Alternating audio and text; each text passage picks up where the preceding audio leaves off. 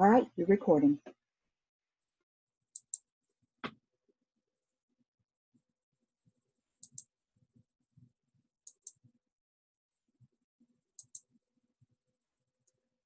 All right, there we go. Nice.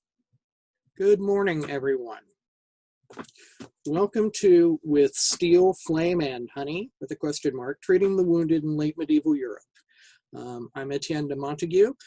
I am teaching the class, and just a couple of kind of disclaimery things that I want to put out there from the outset is I am not a medical professional. I am an enthusiastic history-minded person who finds this topic interesting. I've taught this class multiple times, including 2 medically trained individuals ranging from EMTs up to a NASA flight surgeon. And so far they have yet to find any major flaws in it, which makes me happy. So right at the outset, let's look at our friend here on this cover page. This is a figure that appears oftentimes in the medical literature of the Middle Ages. This is known as the wound man or the wounded man. And I'll get into him a little bit later on, but he is an interesting figure, and he's a good example of one of the things that I'm going to be trying to teach in this class, which is that medieval surgery was a good deal more sophisticated, more rational, more intelligent than I think we sometimes think. So what do we tend to believe about medieval medicine? When I started doing this class, I decided to just ask folks, what do you know about medieval medicine? Tell me something that you believe that you know or whatever. And things that came up. It's unsophisticated, it's unhygienic, it's brutal. It's an inconsistent mixture of superstition and luck, based more on theory and observation. The humors and astrology, heard that a whole lot. Bleeding your patient dry, and that medical learning was suppressed by the church, so surgeons were little more than untrained butchers. While I'm sure there were surgeons in the Middle Ages who were not great, perhaps not well trained, the fact of the matter is there was extensive training available, extensive education available. And when I started researching this, I was surprised actually at the level of sophistication. So this is one of those you thought you knew, well, here's the truth classes, I guess you could put it.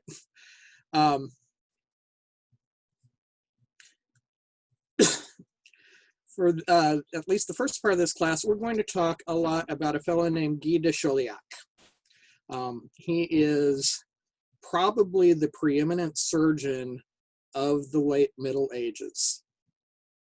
And he was born around 1300 in the south of France, educated in Toulouse, which was a major university, and at the University of Montpellier. It's interesting, he wasn't a priest, but he was a churchman. And this is one of those weird little distinctions that we get into in the medieval period sometimes. He actually took holy orders so that he could pursue his education. So he essentially lived by the rules of a priest, even though he was not ordained as a priest. In his education, he studied dissection in Bologna, surgery in Paris, and he actually qualified as a physician, not a barber surgeon. Those were 2 different positions. Were 2 different guilds. He was a physician who practiced surgery. He served as the physician to 3 of the Avignonese popes when the papacy was in Avignon in southern France. The lifespan of Avignonese popes wasn't particularly long, I would note, due to political infighting as much as anything else. Guy actually survived and wrote about surviving the Black Death. And then late in his life, he wrote Chirurgia Magna, the Major Surgery, in 1363. Why is writing a book on surgery important? Well, let's talk about that. I'm holding my English translation copy of Chirurgia Magna. Hope y'all can see this. Um, it's very thick. It is very thick in English translation. Granted, there's a lot of notes in here, but it is still just a bloody thick work. He wrote it in 1363. It was circulated in manuscript form in multiple languages and editions until it was finally printed in 1473, once moving type press came along. There are over 70 editions of it, including translations into French, Provençal, which is the southern French language, Dutch, Catalan, which is a Spanish language, English, and Hebrew.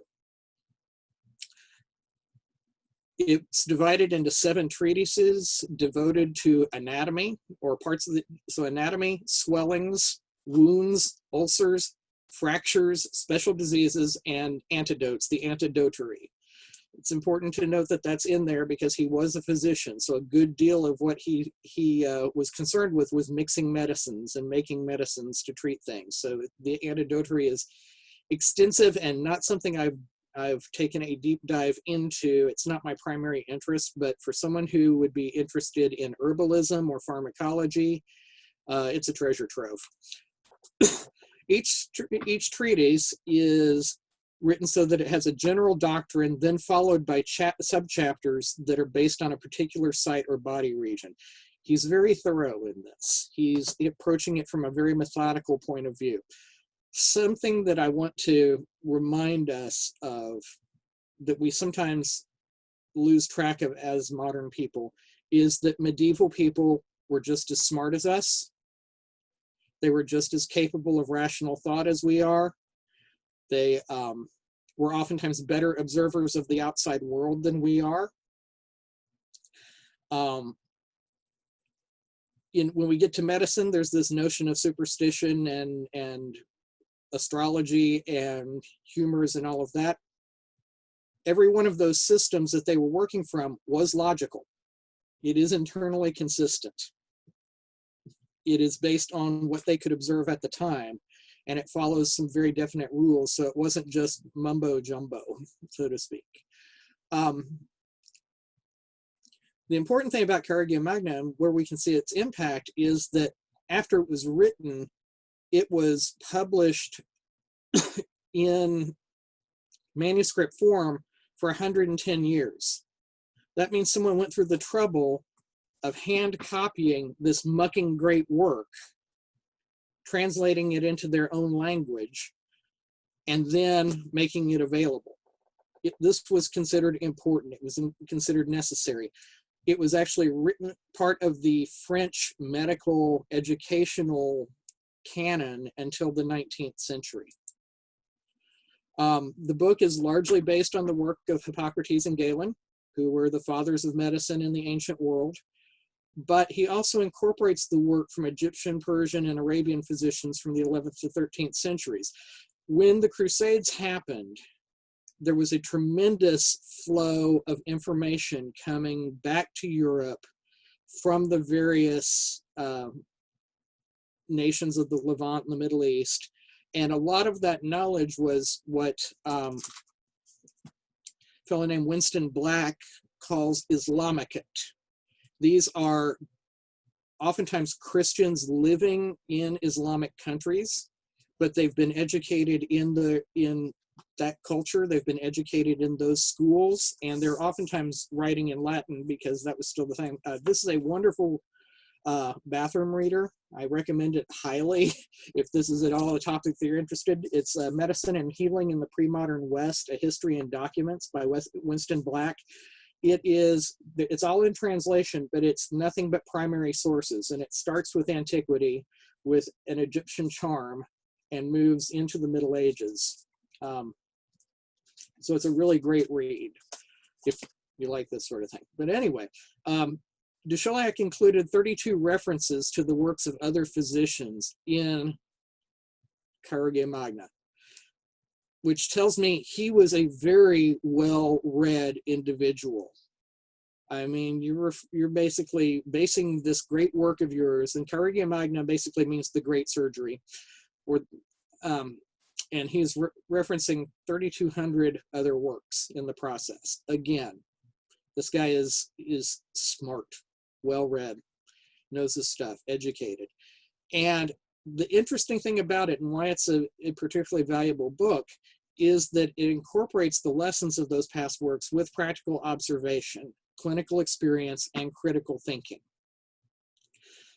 There's a quote in there that I'm going to read here that I like a lot, because he says, "They have, to my mind, understood very badly Aristotle's second book of Metaphysics, where he shows that these two things, fear and love," and I thought I fixed the typo on fear and I didn't, "are the obstacles to the road to the knowledge of the truth.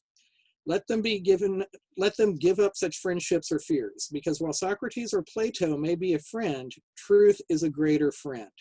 Let them follow the doctrine of Galen, which is entirely made up of experience and reason, and in which one investigates things and despises words."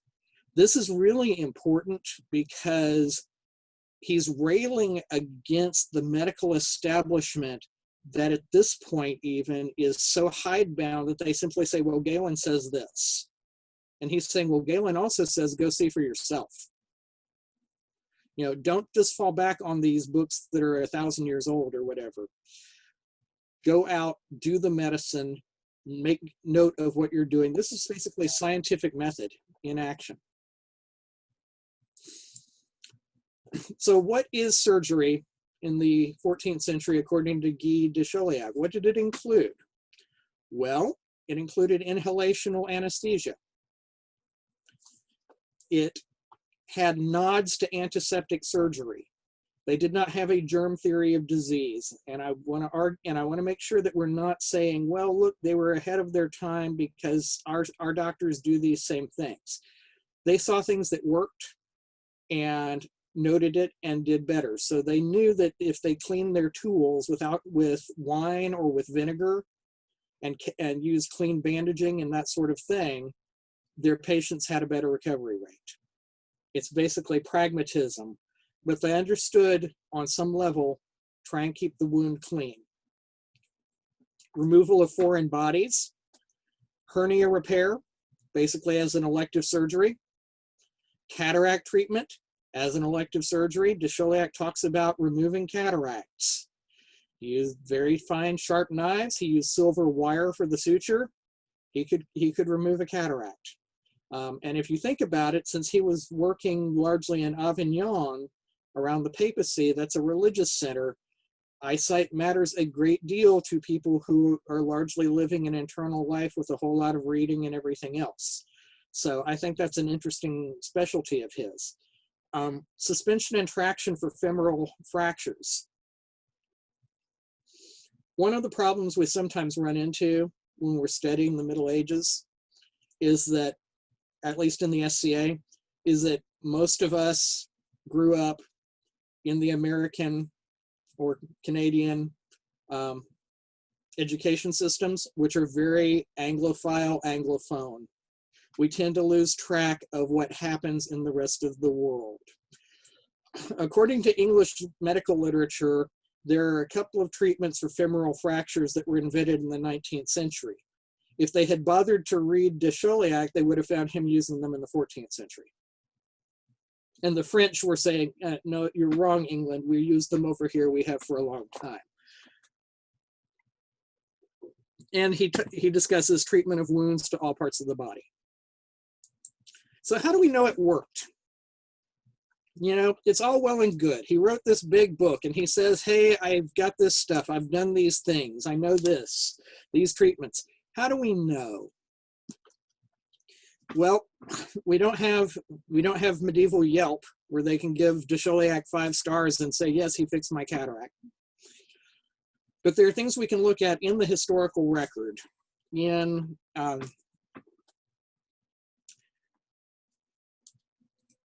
apart from the fact that they published his work a lot, the archaeological record can yield some useful information. For instance, this thing you're seeing on the screen right now. This is a femur, a human femur that was dug up at a site called Aljubarrota in Portugal. It's a site of a battle fought in August of 1385 in Portugal, and was excavated, I believe, starting in the late 50s. Yes.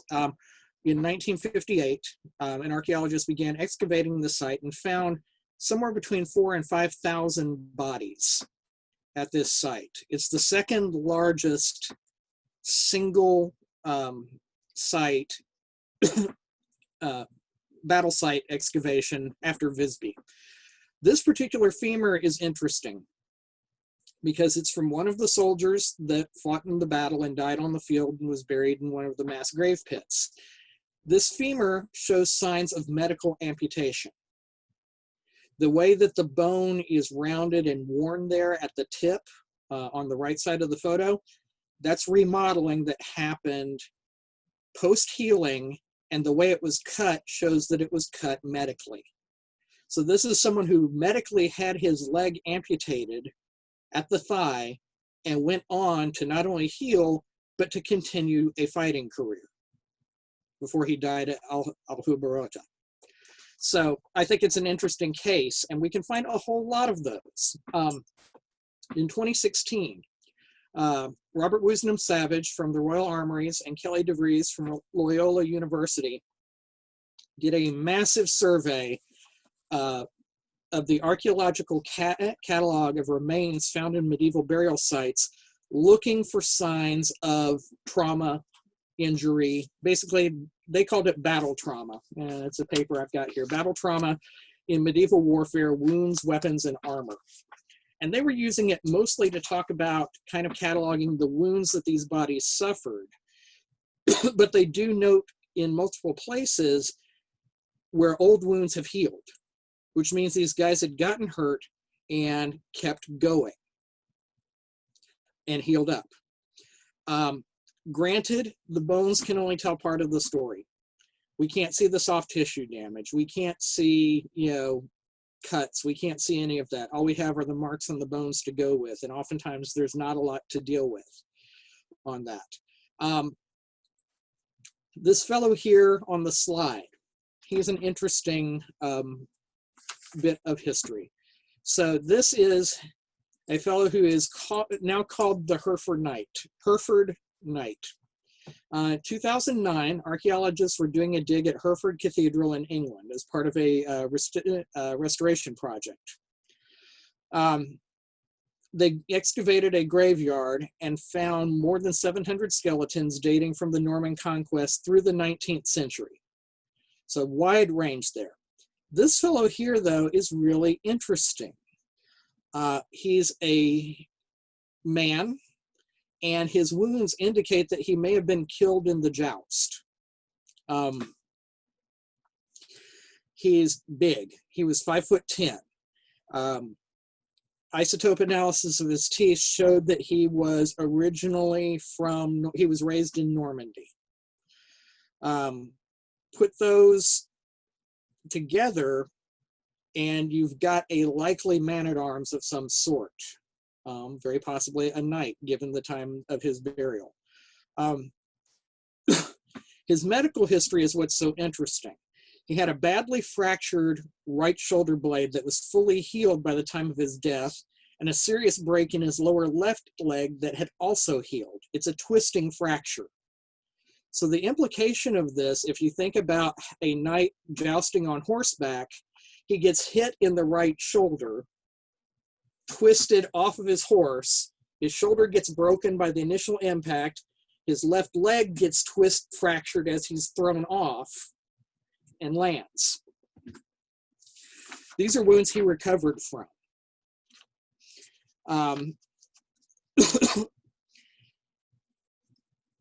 And from the remodeling, it's clear that those wounds had healed years before the final wounds that killed him. He sustained at least 9 rib fractures on 2 different occasions. The second occasion only shows signs of a few weeks worth of healing, so possibly that was related to the injury that ultimately killed him. We can't say that they came from combat, but they certainly came from violence, and he recovered from them. So I think he's an interesting case of possible evidence of a medieval fighting man who was wounded and moved on, or recovered from it and received suitable treatment. And this is a couple of centuries before de Chauliac. All right, so we're focusing on treating the wounded here. So I'm going to move to Chirurgia Magna's third treatise, which is devoted to wounds and wound care. There's a general chapter of how we treat all wounds, and then the second doctrine is aimed at individual body areas. There's also a fifth treatise devoted to fractures and dislocations, which de Chauliac differentiates from wounds, and I'm happy to ignore that because fractures and joint injuries really squick me out, and I have trouble reading about them even, much less describing them or considering them in depth. So maybe someday. For some reason, wounds are more of an analytical thing. So we've got another wound man here. This is a bit of an earlier one, and I want to kind of talk about what he's about. I mentioned him before. So this poor guy, he's all beat up. He's been stabbed, he's been beaten, he's stepped on a sharp stick, he's stepped on a knife, he's got wounds all over his body. What are these things? We see them in the books. What this basically is a handy rubric for the doctor. Maybe I'm a surgeon and maybe I got trained 10 years ago, but in that time, for whatever reason, I haven't seen someone who has taken a deep wound to the abdomen. I can turn to Wound Man, I can look at that picture, and this will show me where in my manuals I need to go look to refresh my memory about the treatment. So this is essentially what we would call in my mundane job, which is IT security, this is a playbook. You've got this, you treat it like this. You've got this, do that. So, again, this shows a level of thought and sophistication we need to keep in mind. And something like this would have been available to your average barber surgeon who had been guild trained, and probably apprenticed. It wasn't just a matter of some guy decides I want to treat people and he picks up a knife. There's still guilds, there's still training, there's apprenticeships, there's masters, there's all of that. So, the first step in treating a wound is assessing it. And Guy devotes extensive text to the subject of this. He talks about what wounds are likely to be lethal, those which are treatable. He, with again the sort of practicality we expect from the medieval mind, doesn't spend a lot of time on wounds that are going to be fatal. He doesn't need to waste words on them. For instance, a wound that has opened the bladder was effectively, as far as he was concerned, 100% fatal. That's it.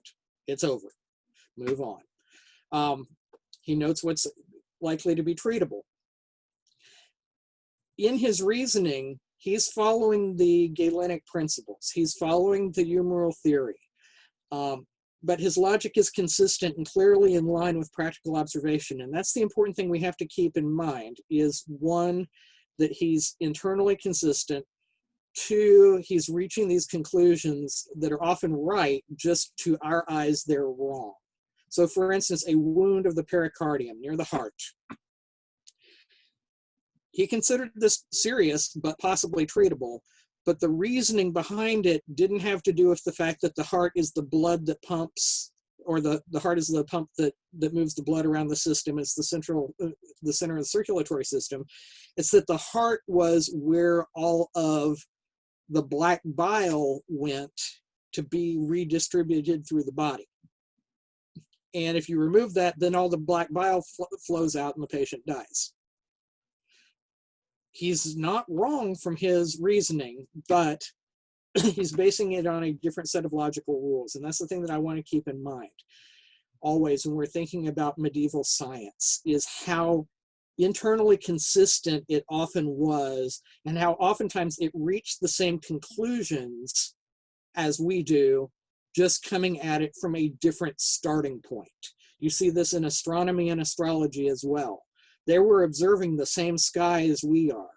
They're just observing it through a different framework. In assessing the wound, he also shows a strong understanding of anatomy and mentioned studying dissection in Bologna. It was actually a good place to address that little myth there, that the church suppressed anatomical knowledge. The church suppressed dissection. Dissection was this illegal, shady thing. The church licensed dissection to certain schools, but the church allowed it. This is one of those myths that has cropped up, and as best as I can figure from what I've read, this myth basically comes about sometime after Martin Luther, after the schism.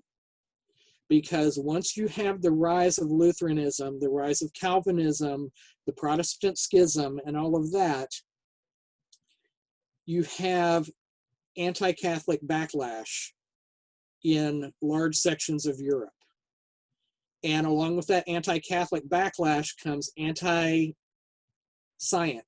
anti-learning. The church was a bastion of learning before the schism. And even afterwards,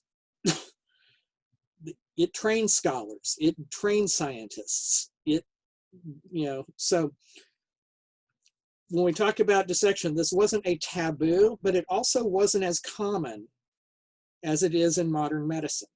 Why is that? Well, because anybody living in medieval Europe knew what the insides of once living things looked like.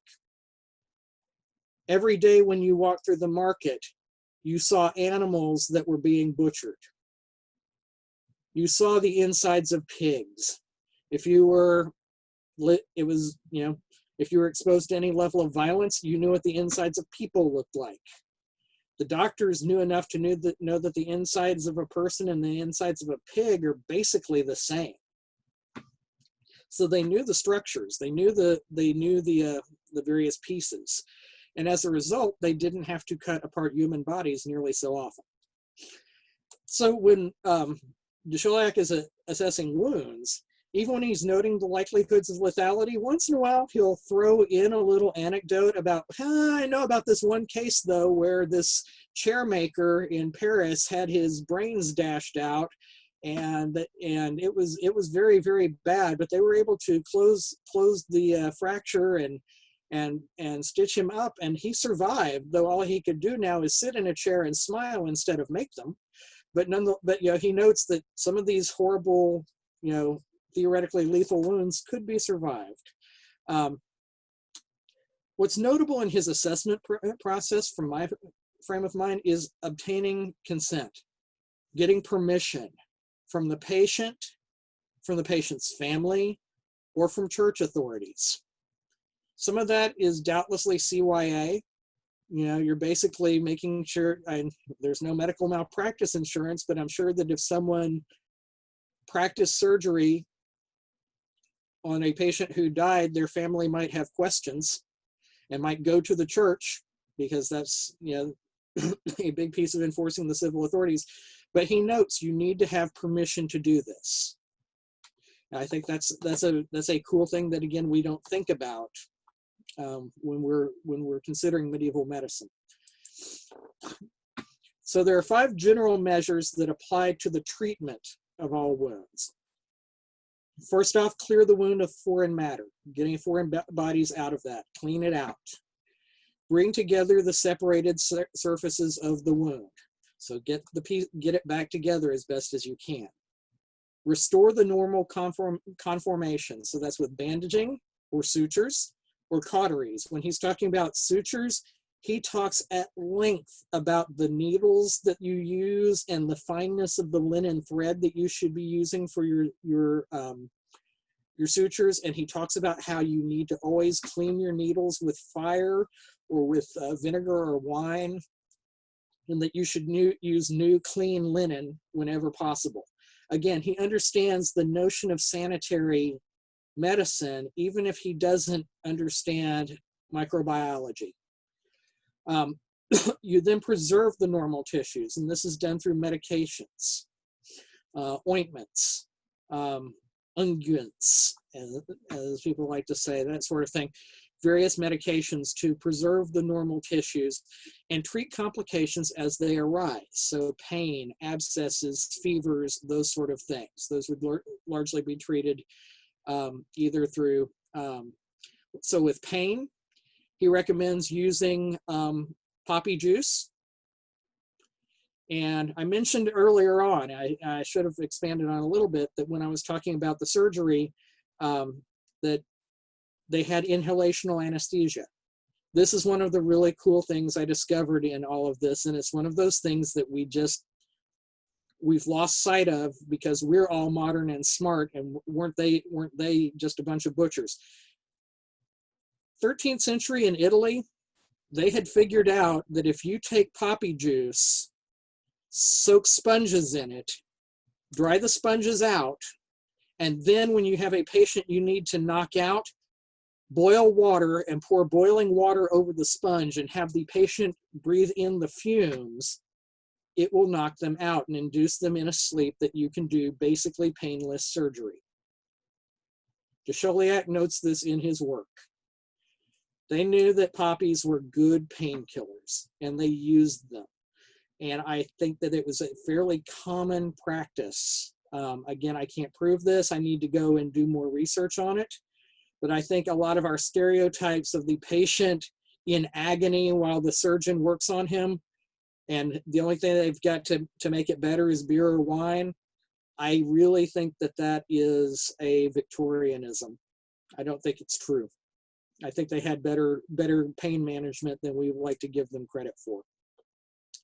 The interesting thing is that all 5 of these measures still basically apply to surgery in the 25th century or 21st century. When I ran this class by Master Galen of Ockham, who's a NASA flight surgeon, he said the only thing that surgeons do different now is that they try to head off those complications in phase 5 before they arise. So that's oftentimes why if you're having some sort of medical procedure that's going to involve some degree of surgery, you'll get a prescription for antibiotics a day or two in advance. So that they start you on the antibiotics before they actually open you up, so that your body's already got some tools in place to do that. But still, these are the basic tenets of treating a patient surgically now. So let's talk about some of the measures that would be used in surgery. And I'm going to try and show this. This is my cute little surgeon's kit. I bought it. It's Indian. It's for show, not use. It's actually every single blade on it is terribly blunt, but it does have some nice little tools on it. And I will try, once we can actually go out and go to events, I'll try to make sure I've got it in the car, so if someone wants to see the surgery kit, I can get it, bring it in, even though I don't always need it. So, but they are fairly sophisticated tools. So this is a good example of something they're having to do to deal with an infection. So from the Chronicles of the Deeds of Don Pero Niño in 1440, it shows an example of the more extreme needs a surgeon might need to take. Now, Dom Pero was a Portuguese nobleman and basically a pirate. He was awful. He was really, really a bloodthirsty bandit of a man who, because of the proximity of Portugal to North Africa, would go south and wreak havoc a lot. The Chronicle of the Deeds is essentially fan fiction devoted to him. It's a very glowing book, so one has to take this with a grain of salt, but I think the basic situation described has enough truth to cite it. So Dom Pero was down somewhere, I think in Libya, and got wounded. Sailed back to, actually in Spain, to Sevilla. During that time, I guess he didn't have a surgeon with him, or his surgeon wasn't particularly good, because by the time he got to Sevilla, the wound was horribly infected.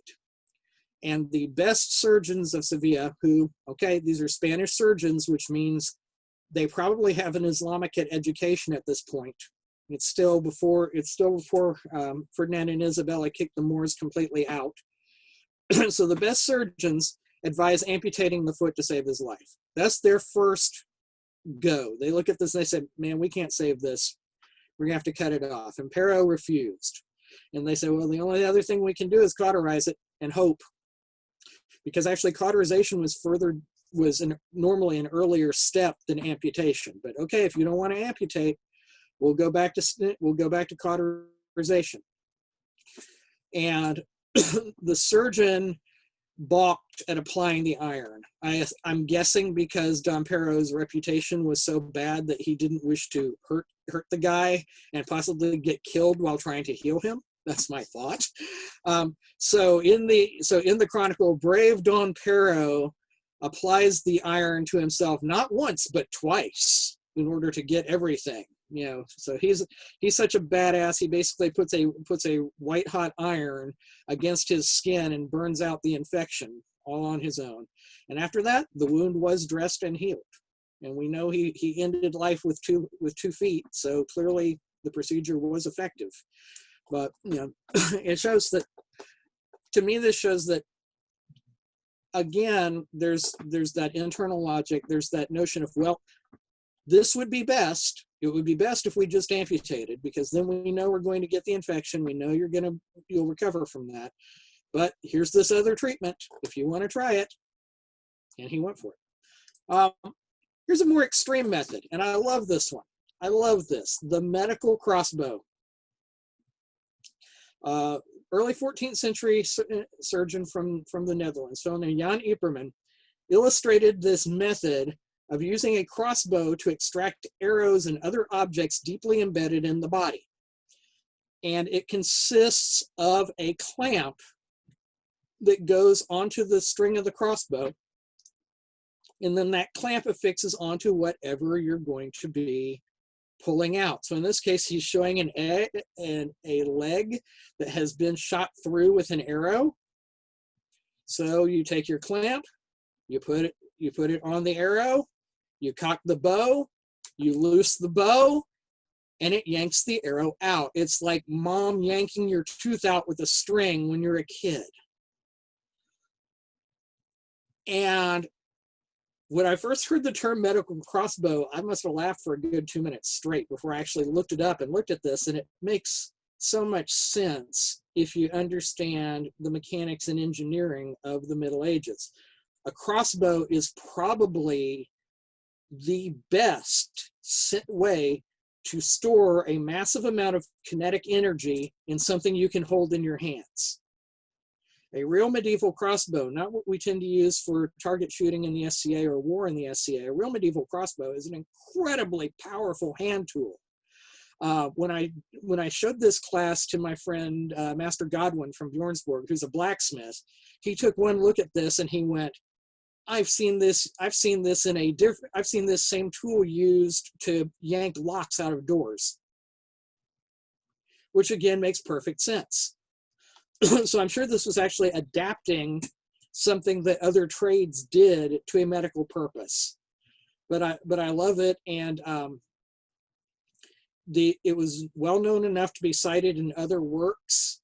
Henri de Mondeville wrote about it, a French surgeon, and there's even a picture of the medical crossbow in use in de Chauliac, so he was using it as well. So I love that. I love the medical crossbow. Complications. So we've talked a bit about this. Guy insisted on strict cleanliness and using wine and vinegar to clean wounds. Medical surgeons were still working in very septic conditions. There's no way around that, particularly during warfare. That's the worst situation. Managing pain and infection were major considerations. We already kind of talked about this in terms of the pain with poppy juice to deal with the pain. And fevers and infection were fought with many medications derived from herbs, fruits, vegetables, and honey. Let's talk about honey, because that's a part of this class. And that's actually the piece of this class that's where this class started. Quick plug, there is if you listen to podcasts, the medieval podcast published, it's just called that, and it's published by medievalist.net, which is a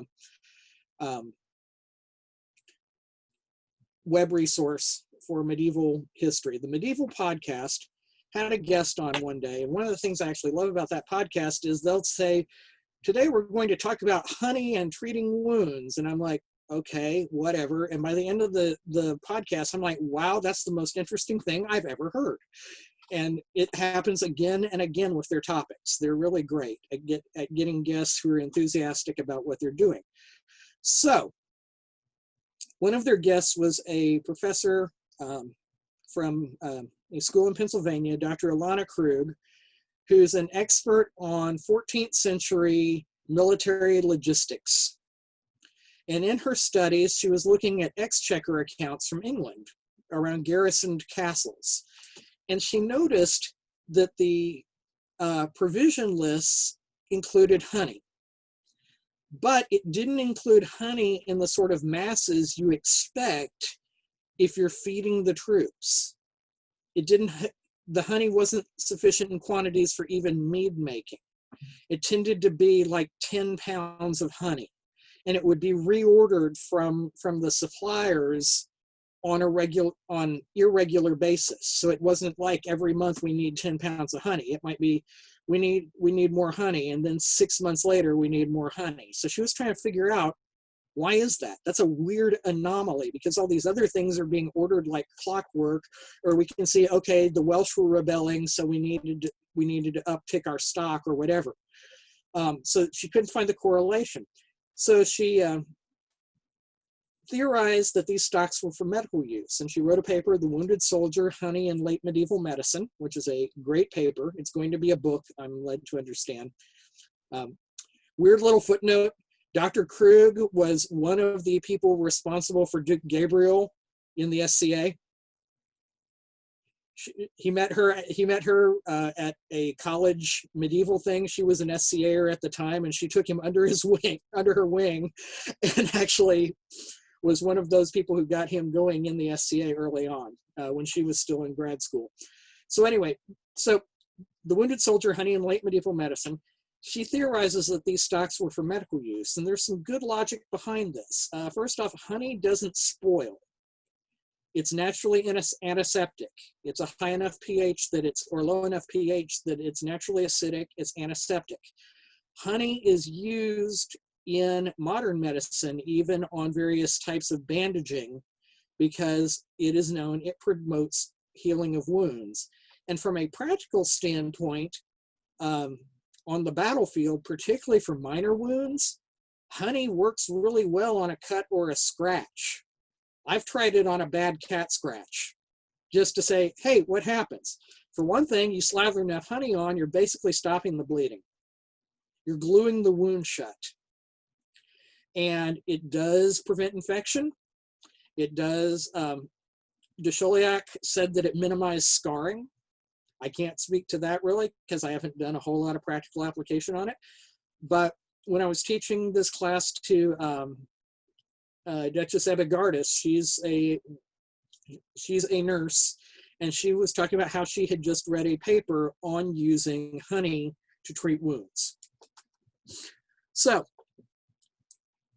we've got a case study here I want to talk about that kind of brings some of these points together to wrap up. It looks like I've got about 15 more minutes to go here. So that's about right. So the depth of 6 inches. So in 1403, Henry IV was King of England, and this is the period known as Hotspur's Rebellion in Wales. And in 1403, the 16-year-old Prince of Wales, the future Henry V, was severely wounded at the Battle of Shrewsbury. He took an arrow in the face. Given the armor of the time and everything, my hunch is that he basically, in a quiet moment, either needed to shout an order to someone or tried to get some air. He lifted his visor and he got an arrow in the face. His treatment and recovery is wonderfully recorded by the attending surgeon in a book called Philomena, and it shows in lovely detail how these various things that I've described come together, as well as it just shows the sophistication and the innovation of late medieval surgeons. So let's talk about this. So let's talk about the wound first. According to the surgeon, John Bradmore, Henry was struck by an arrow alongside his nose. Bradmore, in his narrative says he was struck on the left side of the nose. The difficulty I have, or that some historians, particularly Dr. Michael Livingston of the Citadel has, is that the only portraits we have of Henry show him in left profile, and there's no scar, and this would have definitely left a scar from what is described. So Livingston thinks he was hit on the left side if you're facing him. So on Bradmore's left side. So I actually flipped the picture. This is a lovely skull that is at Shrewsbury in their museum to show the horrible wound that the prince had taken. I've actually flipped the picture because I agree with Livingston's theory. So Bradmore was actually in London at the time of Shrewsbury. They had to send for him. He was the royal surgeon. He was King Henry's personal surgeon. The Prince of Wales has been shot in the face with an arrow. He lives, but he needs the best. So it took Bradmore several days to get from London to Wales. Other surgeons had attempted to pull the arrow out. What they had managed to do was get the shaft out. But the arrowhead was still left behind, according to Bradmore, lodged in the posterior part of the skull at a depth of 6 inches. So it basically, as best we can tell, went in through the sinus cavity, missed the brain, went under the brain, and lodged in the thick bone back there at the base of the skull. So the arrowhead is out, or the arrow is out, but the arrowhead is still in there. You've got the Prince of Wales, the heir to the throne. One assumes he's in a substantial amount of pain, even if you're using poppy juice, even if you're keeping him drunk, whatever. And he's a 16-year-old kid, 16-year-old young man. What do you do? Well, Bradmore, being a clever fellow, had a treatment in mind.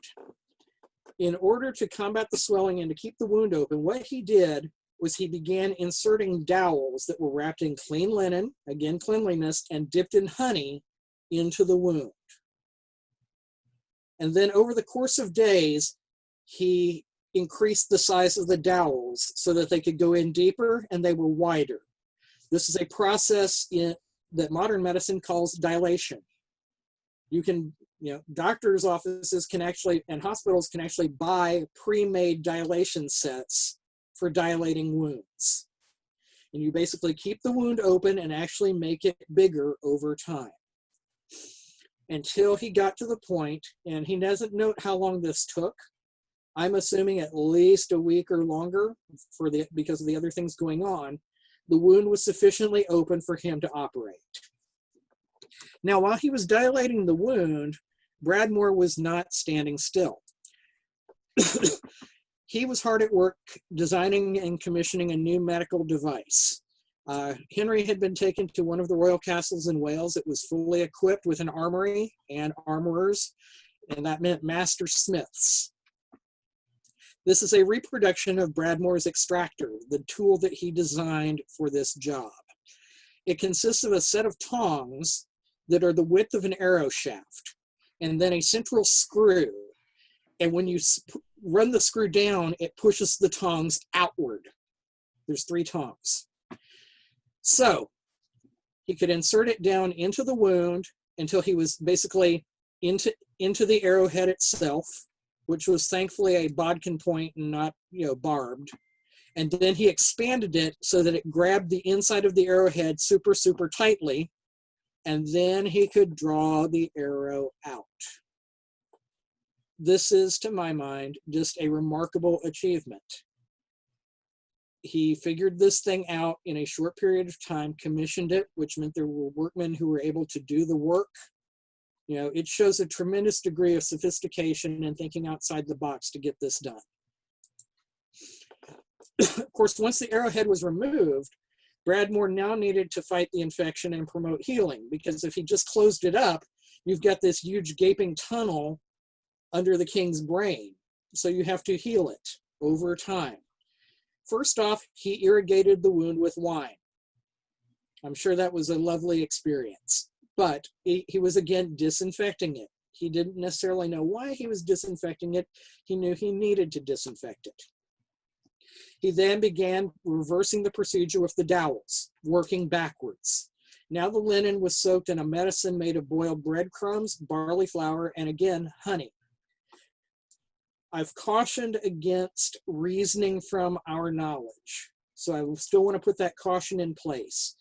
But a friend of mine who sat in on this class, who's an herbalist, wondered, and I will leave it at wondering, if the boiled breadcrumbs and barley flour at all made a rudimentary penicillin. It's an interesting thought. Again, it can't be proven. I don't want to go that far. Herbalism is not my thing. I don't know whether that was I'd be interested in looking at that connection, but I haven't had the time to do so. So I don't want to say, oh, and he's treating it with an antibiotic. No, I'm not saying that. He treated it with boiled breadcrumbs, barley flour, and honey. And I think honey is the important thing to look at there. It took 20 days of changing out the dowels. So we knew it took him nearly 3 weeks just to heal from getting the arrowhead out of the prince's head. And this is basically, in modern wound treatment, this is wound packing. And you basically let the wound heal from below. When it finally got to the point that he could heal the outer skin, he did so with an ointment made from rosin and gums, sticky stuff, just like an ER doc now uses super glue to close up a wound. A few weeks ago, I had a misfortune on a staircase and banged up my elbow pretty badly. And if you've ever cut an elbow, you know it's a lousy place to try and treat. And my brother, who is he's a retired paramedic, was advising me about using super glue. And he said, you don't need to buy anything fancy, just super glue off the shelf. It's antiseptic, it's fine. But we still close wounds with super glue today. Bradmore's super glue was made from various gums and resin. And this picture is from the otherwise awful The King from Netflix, Timothy Chalamet as Henry V.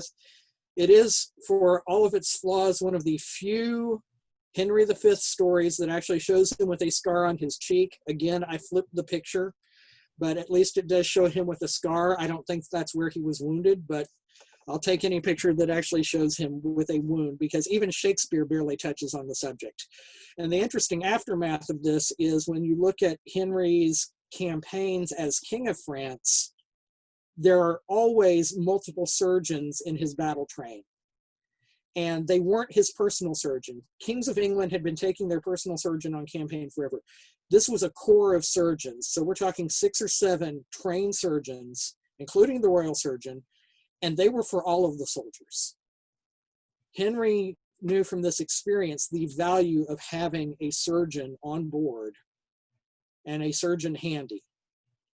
And to my mind, that changed a lot of things going forward with the way the English practiced warfare, and almost certainly as it was practiced on the continent.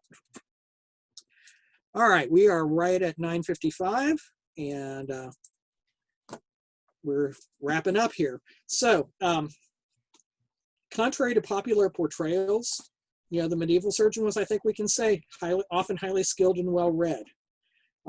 Surgeons performed complicated procedures and codified their methods. Granted, without the benefits of antisepsis, blood transfusion, a thorough knowledge of circulation, their success was limited by modern standards, but still, to my mind, remarkable in its efficacy. And I want to keep that in mind, when we think about medicine. I do have some sources and further reading. I can put up a link. I'll make sure a link goes on the page for King's College that has a link to the Dropbox where this presentation is, because it does have my sources in here. There's some good stuff. We got a couple of minutes here, so let me turn off the screen share. And if anyone's got any questions, I'll be happy to try and field something in the few minutes we've got left.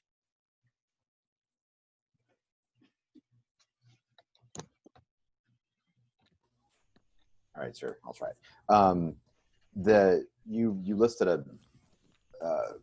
You listed a book at the beginning that as the bathroom. Oh yeah. Was that part of your? I think it Is that it? is, but it's right here, Medicine and Healing in the Pre-Modern West by Winston Black. And the reason why I call it a good bathroom reader is he has written it for basically any level between like high school honors history students to undergrads. And it is also priced for undergrads.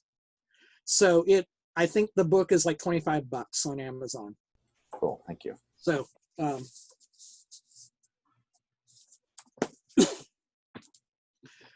right, anything else? Thank you all for your time. This was a lot of fun. And